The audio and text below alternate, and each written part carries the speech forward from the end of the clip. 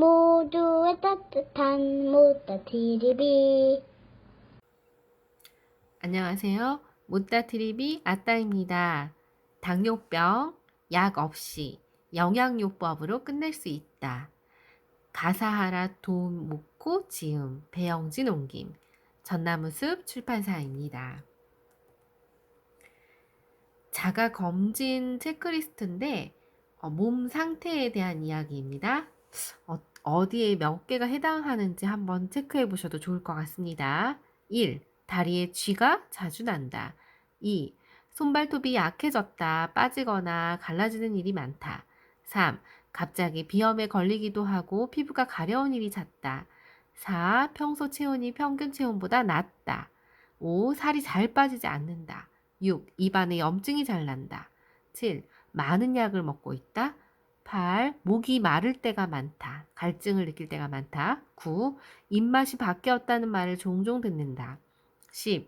예전만큼 술을 잘 마시지 못한다. 11. 빈혈 증세를 가끔 느낀다. 12. 몸이 차가울 때가 많다. 13. 스트레스는 느끼지 않지만 휴일에도 가만히 있지 못한다. 14. 잠들기 힘들다. 자려고 하면 눈이 말똥말똥해진다. 15. 변비가 있다. 변의 첫 부분은 딱딱하다. 5개 이상이면 당뇨병에 특히 주의해야 합니다. 그리고 앞에 1에서 12번 문항을 보시면은 여기에 영양에 관련된 건데 이 부분에 해당하시면 비타민, 미네랄이 부족이 의심됩니다. 또 13에서 15번 문항에 해당하면 스트레스 해소가 필요합니다.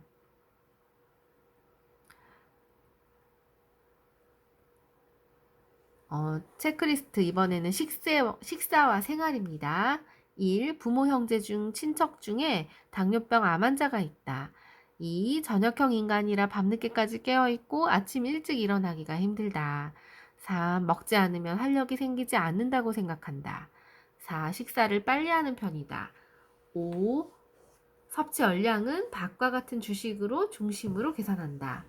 6. 자신이 스트레스를 받기 쉬운 환경에 처했다 생각한다.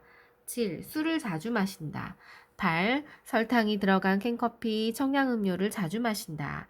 9. 채소 요리를 그다지 즐겨 먹지 않는다. 10. 가공한 채소, 냉동식품, 레토르트 식품을 자주 먹는다. 11. 음식에 큰 접시에 많이 담은 후에 작은 접시에 덜어 먹는다.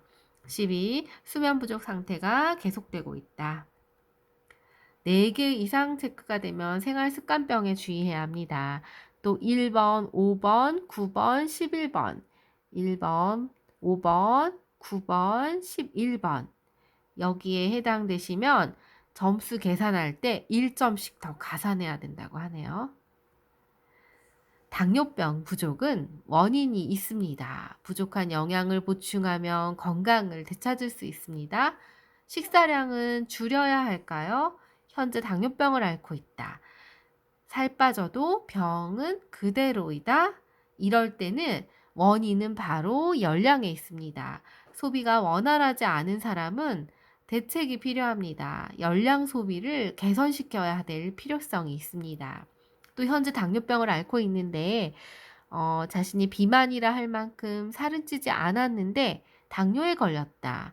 이럴 경우 원인은 열량 소비가 원활하지 않은 사람입니다.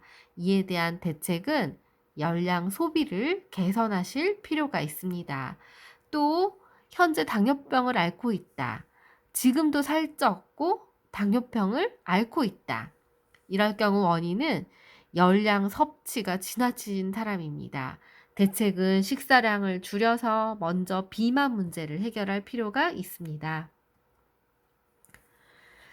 당뇨를 앓고 있는지요? 그렇다면 당신은 어떤 유형인지 한번 체크해 보실 필요가 있습니다. 혈당치가 높다고 진단되어서 열량 소비가 원활하지 않은 게 의심되고 식사할 때 탄수화물을 맨 나중에 섭취해 보는 게 좋고 그래도 식사가 개선되지 않으면 부족한 영양소를 보충해야 합니다. 또 열량 소비가 원활하지 않은데 이럴 때는 부족한 영양소를 보충해야 하고요.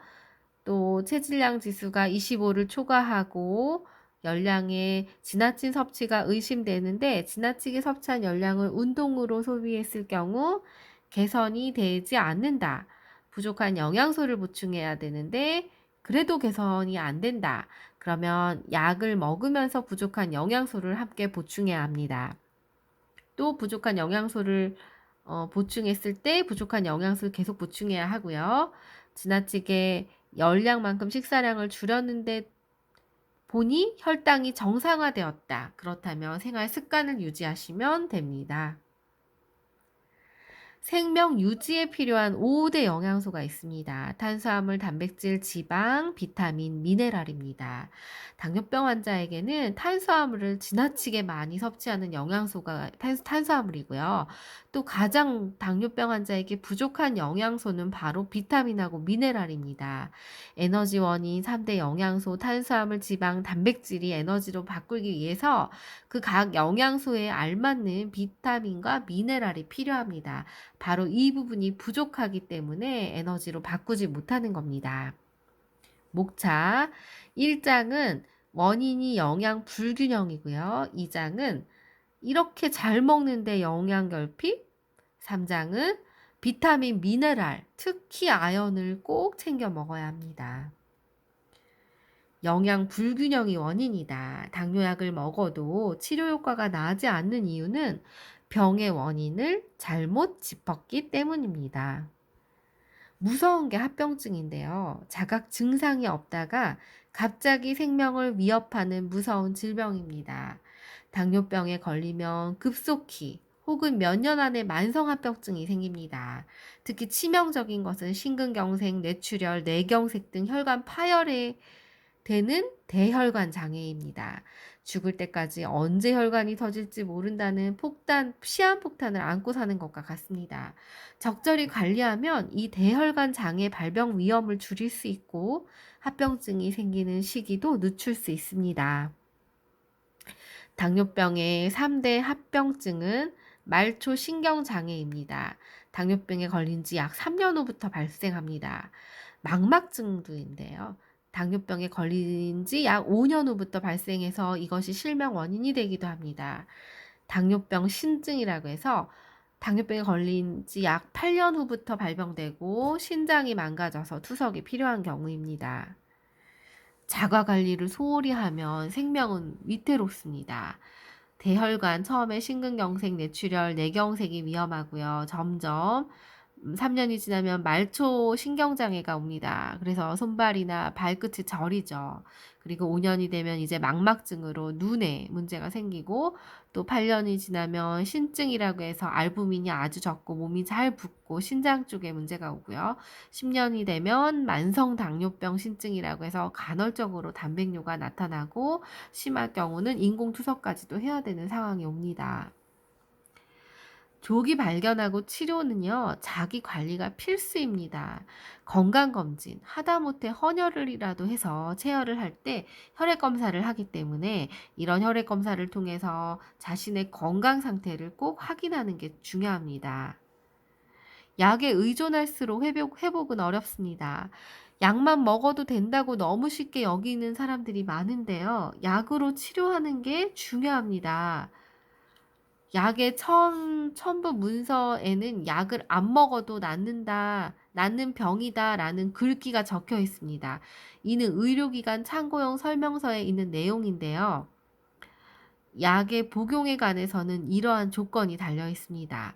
식사요법, 운동요법을 적절하게 실천한다면 약을 안 먹어도 당뇨병을 개선시킬 수 있습니다. 반면에 약으로만 치료하려고 하며 먹어야 할 양만 늘어날 뿐 당뇨병은 사라지지 않습니다. 무조건 약은 부작용이 따릅니다. 주의할 부작용은 저혈당인데요. 저혈당이 되면 몸의 중추인 뇌기능이 중지되어서 목숨까지 위태로워질 수 있습니다. 포도당은 뇌의 유일한 활동 에너지원이기 때문인데요. 게다가 당뇨약의 대부분은 극약으로 지정되어 있습니다. 당뇨약이 이토록 위험하다는 사실을 우리는 꼭 기억해야 합니다. 당뇨병은 영양이 부족해서 생기는 증상입니다. 의사가 처방한 약만 먹으면 호전되거나 완치가 어려운 병이죠. 그래서 평생 먹어야 될 수도 있습니다. 당뇨병은 과식 때문에 생기는 병으로 알고 있지만 사실은 정반대입니다. 영양소가 모자라서 생기는 바로 영양소 부족병입니다. 그러므로 부족한 영양소를 보충하면 증세는 좋아집니다. 당뇨병을 다스리는 열쇠가 바로 영양소라고 할 수 있는데요. 탄수화물, 지방, 단백질을 에너지로 바꾸는 작용을 돕는 바로 비타민 B1, B2 등 또 철, 아연, 마그네슘 등의 미네랄이 있습니다. 대사를 촉진하는 비타민, 미네랄이 부족하면 이 3대 영양소, 탄수화물, 단백질, 지방이 에너지로 쓰지 못하고 그 영양소가 그대로 체내에 남아 돌아서 혈액 속에서 동동 떠다니면서 고혈당이나 고지혈증을 만들고요. 그렇게 되면 지방세포에 축적이 돼서 비만으로 이어지고 또 혈당도 올라가는 사태가 발생합니다. 이러한 경우가 당뇨병의 원인 가운데 하나입니다. 비타민, 미네랄 부족은 고혈당이 되면 당뇨약을 먹거나 식사량을 줄이는 것만으로는 증상은 절대로 개선되지 않는 건 당연합니다. 비타민은 음식물 속에 매우 적게 함유된 유기물입니다. 그 중에서도 특히 비타민 B군은 체내에서 합성할 수가 없어서 반드시 음식으로 영양분으로 섭취해야 합니다. 미네랄은 몸의 구성 요소인 동시에 몸을 제대로 움직이게 해줍니다. 3대 영양소와 비타민, 미네랄의 균형이 깨지는 순간에 병이 찾아옵니다. 영양 불균형은 체형과는 관계가 없습니다. 뚱뚱하든 날씬하든 3대 영양소에 비하면 비타민과 미네랄이 부족하면 무조건 영양 부족입니다. 당뇨 환자의 마른 체형은 44%나 된다고 하네요. 날씬한 사람이 식사량을 줄이면 오히려 증상이 더 나빠질 위험성이 커집니다. 식사량을 줄이면 기본적으로 필요한 비타민과 미네랄 양마저 다 줄어버리기 때문입니다. 비타민, 미네랄이 부족하면 운동 효과도 줄어듭니다. 운동만 해서는 증상이 호전되지 않죠. 운동은 영양소와 관련이 있습니다. 운동하면 포도당이 인슐린에 도움이 없어도 세포 속으로 운반이 되는데 이를 분해해서 에너지로 바꾸기 위해 비타민과 미네랄이 꼭 필요합니다. 혈당을 낮추는 유일한 호르몬인 인슐린이 포도당을 세포에 보낼 때 미네랄이 필요합니다. 따라서 핵심은 부족한 영양소 보충하는 것입니다.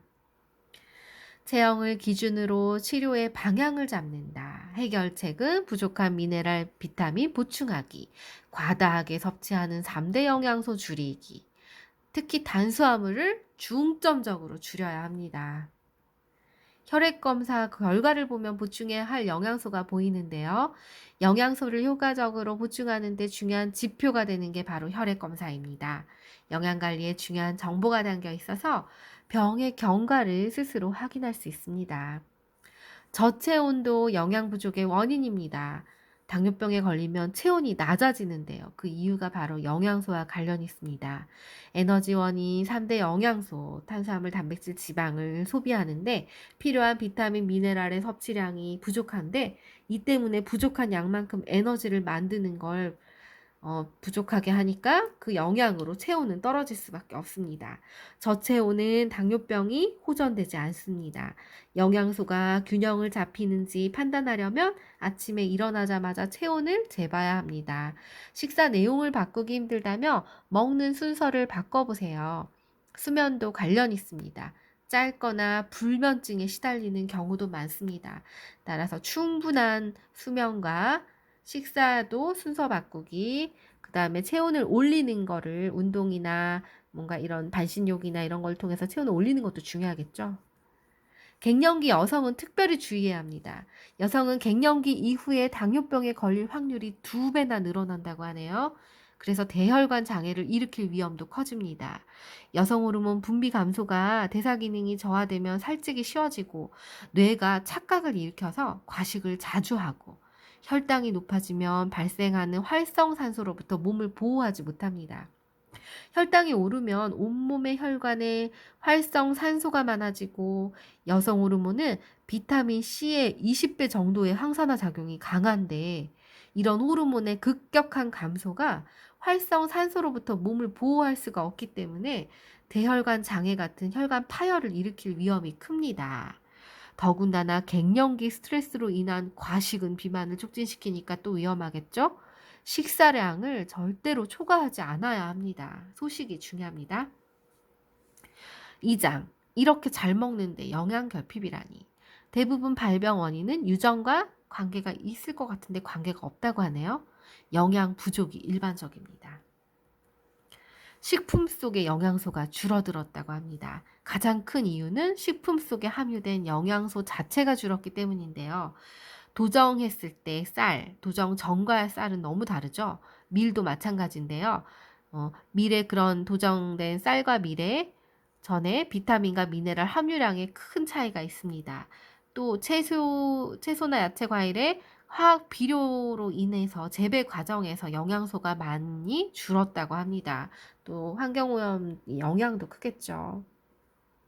소중한 미네랄이 소변으로 배설되고 있다. 몸속 미네랄을 운반하는 것은 간에서 만들어지는 알부민입니다.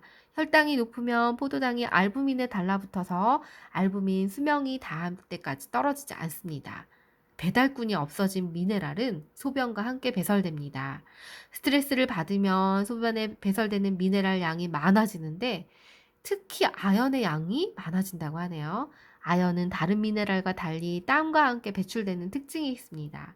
여름에 더 많이 아연 보충에 신경 써야 합니다. 격하게 몸을 움직이는 운동선수가 빈혈이 생기기 쉬운 이유는 바로 이 아연이 모자라기 때문입니다. 매실장아찌나 돌소금, 해조류 이런 데서 채취된 천연소금은 나트륨과 다양한 미네랄을 섭취할 수 있습니다. 조리법을 바꾸어야 합니다. 즉석 막국물 같은 화학 처리 식품을 자주 먹으면 아연 결핍증이 많이 생기는데요. 구조적으로 말당기라는 아미노산이 다수 결합해서 생성되는 단백질 등의 고분자 화합물의 양쪽 끝에 위치하는 기, 단백질의 경우 아미노기와 카르복실기가 있는데 이 말당기에 아연과 결합하기 쉬운 속성이 있습니다. 그래서 아연을 섭취해도 흡수되기보다 말단기에 달라붙어서 배설되어 버린다고 하네요. 즉석식품, 절임류, 스낵류에 아연을 부족하게 만드는 원인이 되고 냄비에 물을 붓고 멸치, 표고버섯, 다시마를 담갔다가 막국물을 사용하시기를 추천합니다. 화학 조미료를 쓰시는 것보다 직접 만들어서 드시면 좋습니다. 가공식품도 주의해야 합니다. 가공식품도 영양소 부족을 부르는 대표적인 음식물인데 채소를 데쳐서 영양소를 물로 흘려보내면 안 됩니다. 데친 후 말리거나 화학 성분에 탄 물에 담가두면 물에 녹는 수용성 영양소는 씻겨 나갑니다. 각종 식품 첨가물이 영양소 흡수를 방해합니다.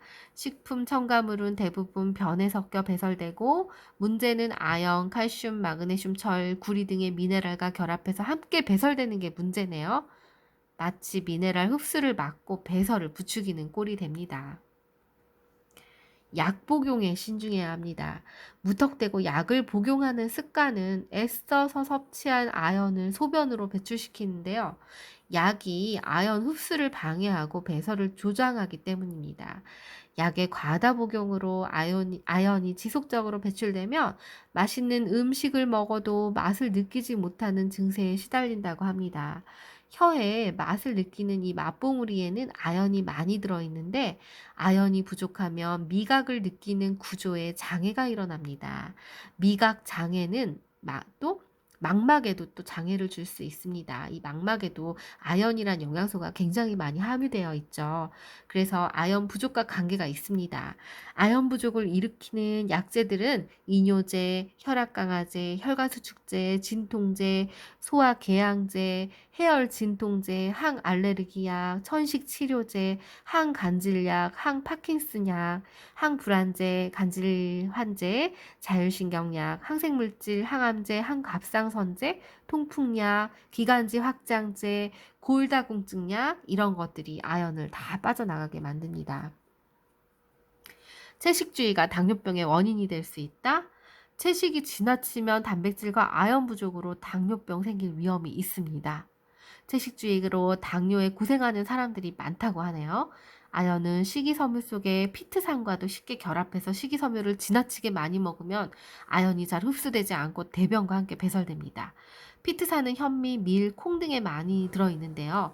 콩 단백질도 아연과 결합력이 강해서 아연 흡수를 방해합니다. 두유를 많이 마신다면 의심해봐야 할 일이라고 하네요. 현미 속에 피타제라는 효소가 작용해서 아연과 결합을 분해시키고 발화현미의 피타제 작용이 활발해져서 피트산의 해로운 작용을 줄여줍니다. 피트산은 질병 예방에 이바지하기도 하고 그 결합력 덕분에 중금속을 몸 밖으로 배출시키고 대장암, 지방간의 예방에도 도움이 됩니다. 칼슘을 단독으로 보충하면 아연이 부족해진다? 칼슘만 단독 보충은 다른 미네랄이 부족해질 수 있습니다. 칼슘과 아연은 같은 금속 미네랄로 장흡수가 될 때 서로 이렇게 경쟁하는 영향을 주는데요. 골다공증 예방을 위해 칼슘을 많이 보충하게 되면 아연, 마그네슘, 철, 망간이 흡수되지 못해버립니다. 특정 미네랄이 좋다고 지나치게 그것만 많이 보충하면 다른 것이 부족해집니다. 부족해도 문제고 너무 많이 먹어도 문제고 칼슘 부족은 고혈압, 골다공증을 또 일으키는 원인이 됩니다. 칼슘과 마그네슘을 그래서 1대1로 적절하게 균형 있게 섭취하는 게 좋습니다. 식사 시간에 칼슘이 풍부한 잎채소나 이렇게 또 아니면 함께 들어있는 용법에 따른 보충제를 먹는 게 방법을 추천합니다. 이런 행동은 아연을 필요 이상으로 써버린다. 생활이 편리할수록 우리 몸의 영양소 소비량은 점점 늘어납니다. 특히 아연 소비가 많아집니다. 눈을 혹사해서 밤을 새우는 습관. 이런 행동은 스마트폰으로 눈을 혹사하면 영양소 소비량이 늘어서 혈당이 오르기 쉽습니다. 특히 비타민 B1이 많이 소비되네요. 비타민 B1이 부족하면 포도당이 에너지로 바꾸지 못하고 동동 이 탄수화물 에너지들이 떠 있으면 젖산으로 변해서 몸에 고여서 어깨에 고이면 어깨 결림이 되고 허리로 가면 요통을 일으킵니다. 밤을 잘 세우거나 불규칙한 생활 습관은 당뇨병의 원인이 됩니다. 또 수면 시간이 7시간보다 짧으면 당뇨병 위험이 높아집니다. 수면 부족은 수면 중에 에너지 소비량이 줄어듭니다. 과한 음주 습관도 문제죠. 알코올 섭취는 영양소를 많이 소비합니다. 인체 입장에서 알코올은 해독해야 되는 이물질이라서 해독을 열심히 하기 위해서 비타민 B1과 아연이 많이 필요해집니다. 알코올은 뇌의 중추신경에 작용합니다. 뼈와 근육에 저장된 아연을 꺼내서라도 어떻게든지 간에서 알코올을 해독해야 합니다. 인슐린을 만드는 데 꼭 필요한 아연을 알코올이 해독하는데 다 써버리면 만들 게 없어지니까 결코 좋은 게 아닙니다. 간은 식사 후에 혈당이 올랐을 때 댐의 구실 역할을 합니다. 술이 많이 먹어서 간이 지치고 힘들면 땡구실을 못하니까 식사 후에 순식간에 고혈당이 됩니다. 아연은 파괴된 간세포를 복구할 때도 필요합니다. 흡연 습관도 아연을 빼먹죠. 담배를 피우면 당독 현상이 일어나서 혈관 벽에 포도당이 달라붙어 염증을 일으키는 현상인데 또 활성산소가 많이 발생합니다. 활성산소를 제거하려면 아연, 망간, 구리, 셀렌 등의 영양소를 많이 소비해야 하고 체내 영양소는 부족해집니다. 혈액 속에 산소 배달꾼인 적혈구의 헤모글로빈에 흡연이 생긴 일산화탄소가 결합해서 온몸으로 필요한 산소가 운반되지 못해서 세포의 대사작용을 저하하니까 에너지를 만들 수 없고 혈관을 수축시킵니다. 과도한 운동도 또 상처나 임신도 영향을 주는데요. 근육질의 운동선수가 당뇨병에 걸리는 경우가 있습니다. 격한 운동으로 근육이 파열되며 복구하는 데 많은 양의 단백질 합성이 필요한데 여기에 또 기여하는 게 아연입니다. 상처를 입거나 수술을 했을 때 상처를 아무는데 영향을 주는 이게 많은 양의 단백질이 필요한데 그 원료가 아연이 많이 필요합니다. 그래서 아연이 부족할 때는 상처가 잘 아물지 않을 때도 의심해 봐야 합니다. 임신도 생명체가 자라는데 아연을 포함한 많은 영양소가 필요하죠. 임신 후에는 알레르기성 비염이 걸린다? 이럴 때 영양소 필요량이 갑자기 증가해서 나타나는 증상인데 임신 후에 혈당이 오르는 경우도 필요한 늘어난 영양소가 보충되지 않아 생긴 결과라고 추정합니다. 간질환, 우울증, 신장병 환자는 특히 주의해야 합니다. 몸에 병이 생기면 영양의 과부족으로 혈액 검사 수치도 변합니다. 간 기능 수치가 정상이라도 방심은 금물입니다. 비타민 B6 부족은 정신 건강과 관련이 큽니다. 우울증은 신경 전달 물질 일종인 가바, 세로토닌, 노르아드레날린의 낭비를 막는 약에 처방하는데 이 물질들이 체내에 만들어질 때 비타민 B6가 꼭 필요합니다. 당뇨병 환자가 우울증을 앓는 사람이 많은 이유는 이런 비타민, 미네랄의 부족과 연관이 큽니다. 비타민 B6는 포도당을 대사시키고 신경을 안정시키는 역할을 합니다. 신장 기능이 약하면 신허로 허리가 굽는데 이는 뼈대사와 관련이 있습니다. 고혈압이 발병할 때 혈압 조절에 관여하는 안지오텐신 전환 효소도 이 아연과 관련이 있고 아연이 있어야 그 기능을 할 수 있습니다. 골다공증, 고혈압 등 질병은 아연 부족과 깊은 관련이 있습니다. 환경이 질병을 부른다. 혈당이 높아졌다면 불필요한 중금속 미네랄이 몸에 축적되는지, 이를 배설하는 데 필요한 미네랄이 부족하지는 않은지 점검이 중요합니다. 대소변, 땀, 머리카락, 피부의 때도 배설수단의 하나고 이 중금속이 배출이 되죠. 몸속의 미네랄 상태를 머리카락 검사를 통해서 파악할 수도 있습니다. 중금속이 있으면 간이 해독 단백질을 만드는데 이때 아연이 필요합니다. 아연이 대량으로 사용되면 인슐린을 만들 원료가 부족해져서 혈당을 높이게 됩니다. 중금속 부분은 나중에 그 중금속 책을 또 제가 한번 책풀이를 해드리겠습니다. 지금 당장 아연 보충이 필요한 사람들은 어떤 사람일까요? 마른 체형의 여성 당뇨병 환자. 식사량을 줄이기보다 영양소를 먼저 보충해야 하고요. 당뇨 환자 중에 50에서 70%가 마른 체형의 환자입니다. 여성 환자에게 더 많고요. 여성이 남성보다 영양소를 더 많이 필요로 하기 때문입니다. 부족한 영양소를 보충하면 개선되는 사례가 많습니다. 또 비만이 해소되지 않은 환자가 아연이 많이 필요하고요. 고지혈증 환자에게도 아연은 많이 보충해야 합니다. 체질에 따라서도 아연 필요량은 다릅니다. 체질적으로 필요한 영양소의 양이 다르죠. 영양소를 먼저 보충하는 게 우선순위입니다. 3장 비타민, 미네랄, 특히 아연은 꼭 챙겨라. 인슐린 분비에 꼭 필요한 영양소는 아연. 아연은 눈, 신장, 근육, 당뇨병 3대 합병증과 관련 깊은 기관에 많이 들어 있습니다. 뗄래야 뗄 수가 없죠. 아연, 인슐린, 혈당의 삼각관계를 보겠습니다. 아연이 인슐린을 돕고 인슐린은 혈당을 낮춥니다. 아연이 부족하면 불면증과 당뇨병의 원인입니다. 아연이 함유된 영양제를 먹으면 혈당은 낮아집니다. 합병증, 아연을 막을 수 있다. 아연은 당뇨병의 3대 합병증, 당뇨병 만막증, 당뇨병 신증, 말초신경 장애를 일으키기 쉬운 기관인 눈, 신장, 근육, 뼈, 골수, 적혈구 등 당뇨병과 관련 깊은 부위에 대량으로 존재합니다. 그러므로 3대 합병증을 예방하기 위해서도 아연은 꼭 보충해야 합니다.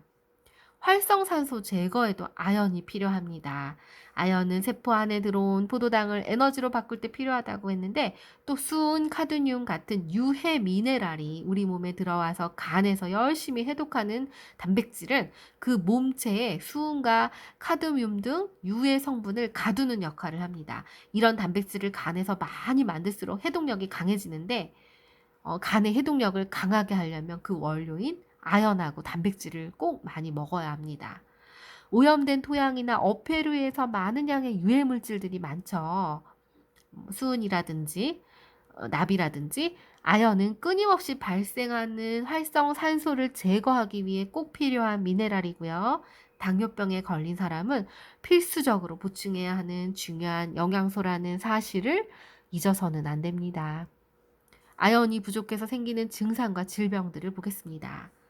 빈혈, 알츠하이머성 치매, 지속적인 스트레스, 골다공증, 입꼬리염, 손톱 변형, 거친 피부, 건조한 모발, 식욕 부진, 미각 이상, 암, 면역력 저하 이런 게 있습니다. 아연을 효과적으로 보충하는 방법은 제일 중요한 거는 다양한 종류의 식품을 골고루 섭취하시는 거죠. 어패류와 견과류에 많이 포함되어 있지만 바다의 중금속으로 위험성이 있고 또 견과류의 높은 열량이 아연 흡수를 방해하는 물질이 있습니다. 조금 비싸더라도 천연의 영양 보충제가 효과적입니다. 영양제도 천연이 있고 합성이 있습니다. 아연만 과다 섭취할 때는 미네랄의 균형이 깨지면 항산화 효소의 활성이 저하되기도 합니다. 아연을 섭취할 때는 식품이든 천연 영양 보충제이든지 셀렌, 크롬, 비타민 B군, 마그네슘, 망간, 구리, 철, 비타민, 미네랄과 함께 섭취하는 것이 좋습니다. 따라서 종합 비타민, 미네랄을 드시는 게 제일 좋겠죠. 우리 몸에 꼭 필요한 아연 이외의 비타민과 미네랄들을 알아보겠습니다. 셀렌은 적은 인슐린을 효과적으로 작용하게 해서 고혈당 상태의 몸을 안전하게 지켜줍니다. 인슐린이 빠르고 효과적으로 세포에 작용하게 돕습니다. 활성산소 제거에도 유용하게 작용합니다. 크롬은 세포에 작용하는 인슐린 기능을 개선해서 인슐린이 효과적으로 작용하게 돕는 미네랄입니다. 당뇨병 경력이 오래되고 나이가 많을수록 또 여성보다는 남성에게 특히 비만한 사람에게 부족하기 쉬운 영양소입니다. 따라서 반드시 보충해야 하는 미네랄입니다. 비타민 B1은 장시간 눈을 사용하면 탄수화물 대사의 시동장치인 비타민 B1이 소모됩니다. 부족하면 탄수화물이 에너지로 바뀌지 못해 젖산으로 변해서 체내의 특정 부위에 쌓여 어깨 결림, 요통을 일으킵니다. 눈을 혹사하는 생활로 혈당이 오른 사람은 운동과 비타민 B1 보충을 해야 합니다. 싹튼 종자, 콩, 바라현미, 밀싹, 고구마순, 옥수수싹, 양배추에 많습니다. 비타민 B6 채소는 채소 섭취가 필수입니다. 비타민 B6나 마그네슘은 인슐린을 분비하는 췌장을 보호합니다. 신경 안정 물질의 생성에 필요하고 녹색 채소나 곡물, 해조류, 양배추, 밀싹, 해바라기 싹 등에 많습니다. 마그네슘은 혈액 속 마그네슘 부족이 뼛속에 저장된 것을 꺼내서 사용하는데 그때 칼슘도 5대1 비율로 빠져나옵니다. 이 때문에 남아도는 칼슘이 혈관 내피세포에 파고들어서 혈관을 수축하는 게 바로 고혈압이나 동맥경화인데요. 칼슘은 천연의 혈압 강아지라 부르지만 일정 비율의 마그네슘이 없으면 정상적으로 작동할 수 없습니다. 짙은 녹황색 채소, 견과류, 종자류, 통곡물, 완두 등에 함유되어 있습니다. 망간, 구리, 철, 활성산소를 제거하는 영양소이고 포도당을 에너지로 바꿀 때 필요한 영양소입니다. 또 단백질이 중요하죠. 부족하면 원료인 인슐린을 만들 수가 없기 때문에 단백질도 섭취하시는데 동물성보다는 식물성으로 많이 드시는 게 좋습니다. 이상 시청해 주셔서 감사합니다. 아따였습니다.